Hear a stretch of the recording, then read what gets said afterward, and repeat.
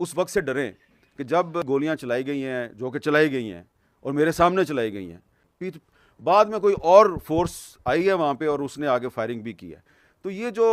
अगर क्रैकडाउन हुआ है, सीधी गोलियां चलाई गई हैं, जो कि चलाई गई हैं और मेरे सामने चलाई गई हैं और मैंने लोगों को देखा है, ज़ख्मी भी हुए हैं, तो अफसोस कि ये जो चार्ज क्राउड था, मैंने सहाफ़ती ज़िंदगी में बहुत अरसे के बाद इतना चार्ज क्राउड देखा है कि पॉलिटिकल पार्टी के जो वर्कर होते हैं, इतने चार्ज वर्कर